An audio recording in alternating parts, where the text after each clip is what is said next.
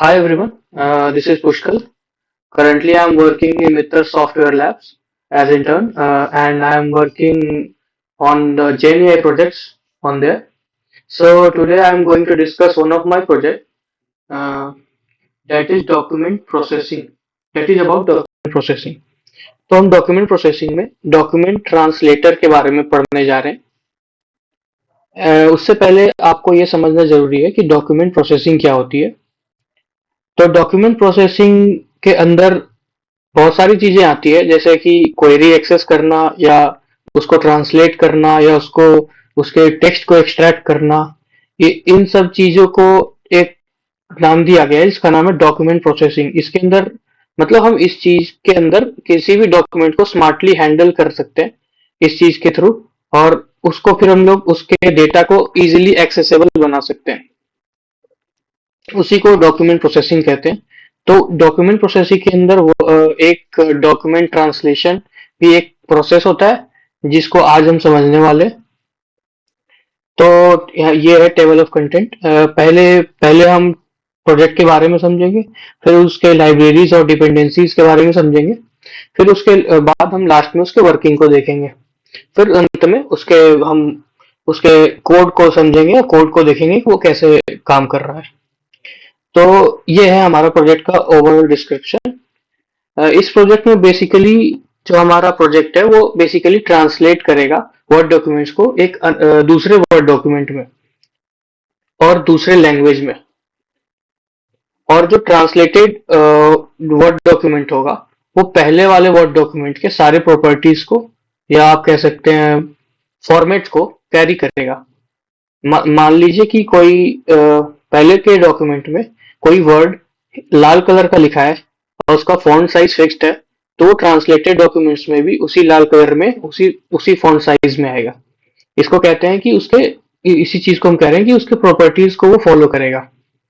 और इसमें एक मेन बात यह है कि हम इसमें किसी भी एक्सटर्नल एपीआई का यूज नहीं कर रहे हैं, ताकि हम एक्चुअली क्या होता है, अगर हम किसी एक्सटर्नल एपीआई का यूज करते हैं तो वो जिस कंपनी का हम सर्विस यूज करेंगे एपीआई के थ्रू, उसके पास हमारा डेटा चला जाता है अगर हम उसको यूज करने जा रहे हैं।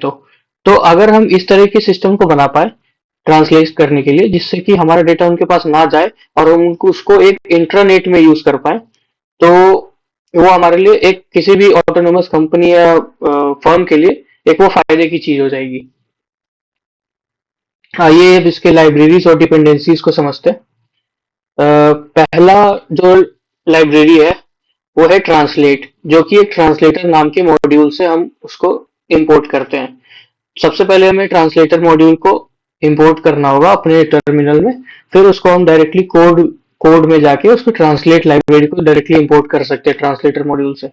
फिर एक पाइथन डॉक्स नाम की लाइब्रेरी होती है, इसे भी हमें इंपोर्ट करना होगा। ये पाइथन डॉक्स लाइब्रेरी डॉक्यूमेंट्स को हैंडल करने, रीड राइट करने के लिए इस्तेमाल में आती है।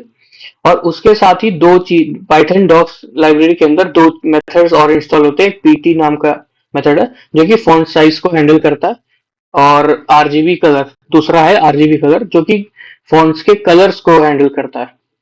तो इन सब चीजों का यूज करेंगे हम प्रॉपर्टीज को कैरी कराने के लिए। आइए अब इसके वर्किंग पे आते हैं। तो इसका इसके वर्किंग अगर हम देखें तो टोटल 5 स्टेप्स में इसकी वर्किंग वर्किंग है। तो पहले स्टेप्स में हम क्या कर रहे हैं कि ट्रांसलेटर जो क्लास है हमारा, तो उसका एक ऑब्जेक्ट बना रहे हैं, उसको एक ऑब्जेक्ट को इनिशियलाइज कर रहे हैं। और उसका फॉर्मेट मैंने यहाँ नीचे दे रखा, देखो। Translator equal to translator to lang Spanish, मतलब टू लैंग ये पैरामीटर जो है इसके अंदर हमने स्पेनिश डाल रखा है। इसका मतलब कि हमारा जो डॉक्यूमेंट होगा वो स्पेनिश में ट्रांसलेट होगा। दूसरे स्टेप्स में हम अपने डॉक्यूमेंट्स को रीड करेंगे। उसके लिए हम वही डॉक्स फंक्शन का यूज करेंगे, जो डॉक्स लाइब्रेरी है उसको यूज करके एक फंक्शन बनाएंगे जो कि एक्सट्रैक्ट करेगा और उसके सारे प्रॉपर्टीज को भी एक्सट्रैक्ट करेगा और उसके टेक्स्ट को भी एक्सट्रैक्ट करेगा, जो कि बाद में हम इनहेरिट करवाएंगे दूसरे ट्रांसलेटेड डॉक्यूमेंट में। इसके भी सिंटेक्स मैंने दे रखा है, इसका कैसे इसको हम कॉल कर सकते हैं। इसके लिए हम रीड फ्रॉम डॉक्स नाम का एक फंक्शन डिफाइन कर देंगे और उसके अंदर पैरामीटर डाल देंगे उसके ट्रांसलेटर का। थर्ड स्टेप में हम उसको, जब हमने एक्सट्रैक्ट कर लिया टेक्स्ट को, तो उसको फिर ट्रांसलेट करेंगे। ट्रांसलेट करने के लिए हम एक लूप चलाएंगे ट्रांसलेटर क्लास पे, और उस लूप के अंदर जितने भी रन होंगे, रन मतलब एक सीक्वेंस में जितने भी टेक्स्ट या डेटा आ रहे हैं एक सीक्वेंस के अंदर, जिसमें एक भी गैप ना हो, तो उसको एक रन बोलते हैं। उस जितने भी रन होंगे उसको कैलकुलेट करेंगे, और फिर उसको हर एक रन को ट्रांसलेट करेंगे स्पेनिश में, क्योंकि वहां पे हमने पैरामीटर में स्पेनिश डाल रखा था, तो यहाँ पे ये स्पेनिश में ट्रांसलेट होगा। फोर्थ स्टेप में हम इसको दूसरे डॉक्यूमेंट में सेव करेंगे। सेव करने के लिए हमारा एक नया फंक्शन बनाना पड़ेगा, सेव टू डॉक्स। डिफाइन कर देंगे नया फंक्शन एक सेव टू डॉक्स, और उसके अंदर दो पैरामीटर होगा, ट्रांसलेटेड कंटेंट, जो हमारा ट्रांसलेट हुआ थर्ड स्टेप में जो कंटेंट ट्रांसलेट हुआ वो एक पैरामीटर होगा, और दूसरा पैरामीटर होगा आउटपुट फाइल, मतलब हम इसको जहां पे सेव करेंगे। तो इसके इस फंक्शन में दो पैरामीटर हो जाएंगे। और फिफ्थ स्टेप में हम जितने भी हमने सारे ऊपर स्टेप्स डिफाइन किए सबको एक साथ कॉल कर लेंगे, ताकि हमारा सारा फंक्शन एक साथ एग्जीक्यूट हो जाए। तो यहाँ पे हमने ओवरऑल अपने प्रोजेक्ट के बारे में समझ लिया। आइए अब इसके कोडिंग्स को देखते हैं। सबसे पहले हमने ये ट्रांसलेटर क्लास को इंपोर्ट किया ट्रांसलेटर मेथड से, और उसके बाद हमने ये डॉक से डॉक्यूमेंट नाम के लाइब्रेरी को इंपोर्ट किया। उसके बाद हमने ये पीटी और ये लाइब्रेरी आरजीबी कलर, ये दोनों यूज होते हैं। ये फॉन्ट्स को साइज को मैनेज करते हैं, और ये कलर्स को मैनेज करते हैं डॉक्यूमेंट के। ये सब इंपोर्ट करने के बाद हम सबसे पहले स्टेप में एक ट्रांसलेटर क्लास को इनिशिएट करेंगे, और उसमें एक पैरामीटर डाल देंगे स्पेनिश नाम का, मतलब to lang equal to Spanish का मतलब है कि हम स्पेनिश में इसको कन्वर्ट करना चाह रहे हैं। जो भी हमारा वर्ड डॉक्यूमेंट है उसको स्पेनिश में कन्वर्ट करेंगे।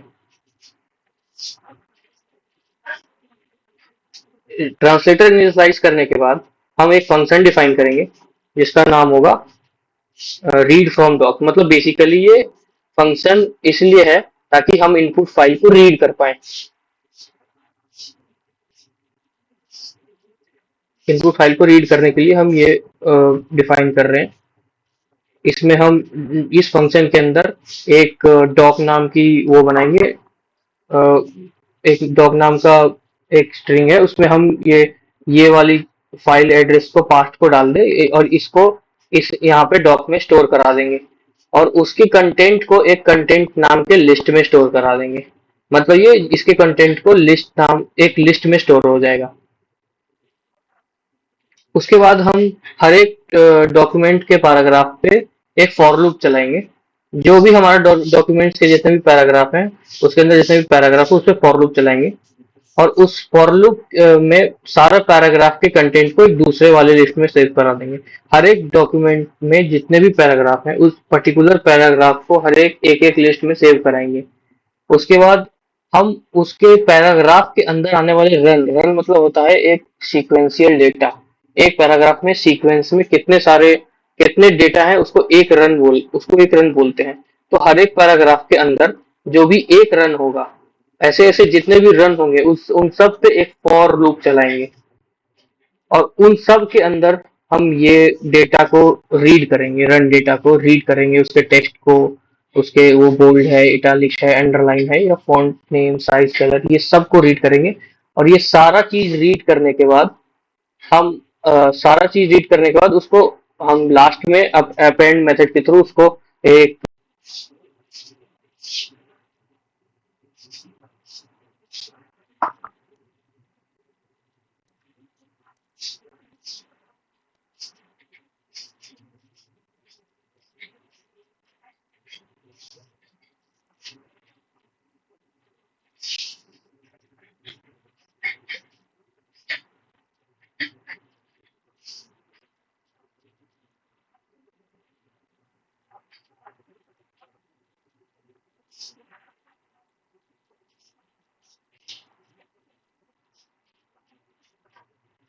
आप यहाँ पे देख सकते हैं।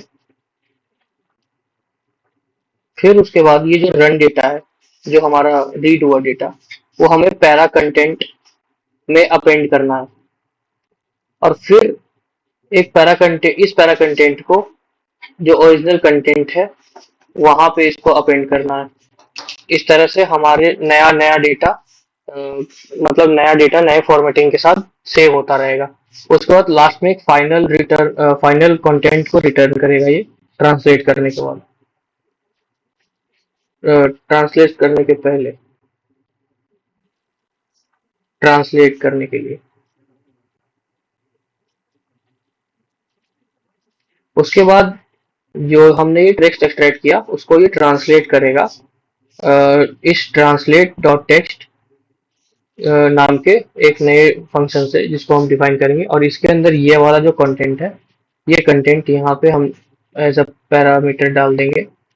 यहाँ पे अब जो भी कंटेंट के अंदर जितने भी पैरामीटर थे उस पे एक आइटरेशन फॉर लूप आइटरेट होगा। और उस पैराग्राफ के अंदर जितने भी रन थे, रन मतलब होते हैं एक सीक्वेंशियल डेटा में जितने भी टेक्स्ट आ जाए एक सीक्वेंस में, उसको एक रन बोलते हैं। तो हर एक पैराग्राफ में जितने भी रन होंगे उन पे एक ये आइटरेट करेगा, और उसमें ये चेक करेगा कि रन के अंदर जितने भी ट्रेलिंग या फिर पहले वाले जितने भी स्पेसेस हैं उनको नेग्लेक्ट करे, ताकि वो स्पेसेस को, क्योंकि वो ट्रांसलेट नहीं कर सकता, इसे स्पेसेस को पहले नेग्लेक्ट करके एक इफ फंक्शन लगा के उसको नेग्लेक्ट करना जरूरी है। उसके बाद जो रन में जो टेक्स्ट आए उसको ट्रांसलेटर डॉट ट्रांसलेट नाम के जो लाइब्रेरी है जो हम यूज कर रहे हैं इसमें, उसको यूज करके एक नया टेक्स्ट जनरेट करेगा रन के थ्रू, और उसको एक नए कंटेंट में स्टोर करा देगा। ये हमारा एक फाइनल कंटेंट हो जाएगा। ये जो फाइनल कंटेंट बना इसको हम एक सेव टू डॉक्स नाम के फंक्शन में एक डॉक्यूमेंट नया डॉक्यूमेंट बनाएंगे, वर्ड डॉक्यूमेंट, उसमें सेव कराएंगे। इसमें वो क्या करेगा, ट्रांसलेटेड कंटेंट में जितना भी पैराग्राफ था उसमें एक फॉर लूप आइटरेट करेगा, और उस फॉर लूप के अंदर जितने भी मतलब नए पैराग्राफ रहेंगे उसको उस पैराग्राफ को नए वाले डॉक्यूमेंट में उसको ऐड करता रहेगा। मतलब हमेशा एक नया पैराग्राफ जनरेट होता रहेगा पिछले वाले से, और उसके अंदर जितना भी रन डेटा है हर एक पैराग्राफ के अंदर, उसमें हर एक रन डेटा को मतलब पैराग्राफ में ऐड करता रहेगा, और यहाँ पे पैराग्राफ को नए कंटेंट में ऐड करता रहेगा। तो इस तरह से डॉक्यूमेंट भी रेडी हो जाएगा। अब ओरिजिनल फॉर्मेटिंग लगाने के लिए यहाँ पे ये कंडीशन चेक करेगा कि if run data equal to bold, अगर उस जगह पे किसी भी जगह पे अगर रन डेटा जो पहले बोल्ड थी वहां पे अगर वो बोल्ड है तो run dot bold equal to true, इसका मतलब कि वो नए नए वाले में भी यही वाली चीज फॉलो हो जाएगी और वहां पे भी वो बोल्ड में हो जाएगा। इस तरह से हम सारे चीज को चेक कर लेंगे, इटैलिक है या अंडरलाइंड है या साइज क्या है, कलर क्या है, ये सब चीज को चेक करके वहां पे एक अप्लाई कर देंगे। और यहाँ पे dog dot save dot output file, इसको यहाँ पे आउटपुट फाइल हमने यहाँ पे दे रखा है। आउटपुट फाइल यहाँ पे जो भी आउटपुट फाइल रहेगी, यहाँ पे एक पैरामीटर आउटपुट फाइल दे दिया डॉग डॉट सेव, मतलब यहाँ पे सेव हो जाएगा आउटपुट फाइल में ये सारा जो भी प्रॉपर्टी और जितना भी ट्रांसलेटेड टेक्स्ट था। यहाँ से हमने इनपुट फाइल और आउटपुट फाइल दोनों का पाथ दे रखा है। उसके बाद यहाँ पे हम सारे चीज को एक साथ कॉल कर रहे हैं। कंटेंट के लिए read from text in from input file, translated content equal to translate text dot content, और सेव टू डॉक्स यहाँ मतलब ट्रांसलेटेड कंटेंट और आउटपुट फाइल, मतलब हमने जितने भी ऊपर में फंक्शन डिफाइन किए सबको एक साथ कॉल करके प्रिंट करवा दे रहे हैं, जिससे कि एक आउटपुट फाइल में नई फाइल जनरेट हो जाए। तो ये था इसका आउटपुट। अभी मैं इसको रन करा के दिखा देता हूँ। जैसे ये है हमारे फाइल का नाम my name is Pushkal dot docs. इसको मैं कोई खोल लेता हूँ पहले, इसको कहीं खोल लेता हूँ।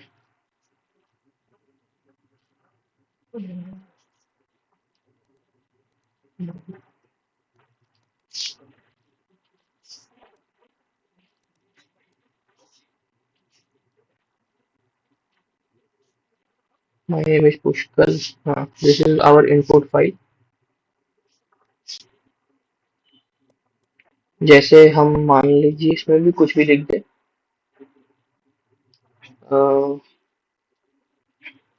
आई am working at Mittal soft, I am working I am working in JNI project, सीधा ये लिखता हूँ, जेएनआई प्रोजेक्ट।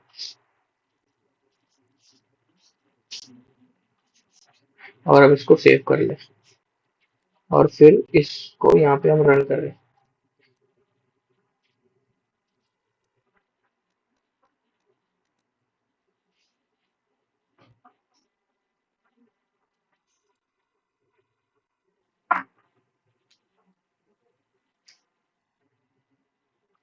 हो गया ये रन, ट्रांसलेटेड सेव टू, इस फाइल लोकेशन पे सेव हो चुका है। हम उसको वहां से खोल लेते हैं एक बार।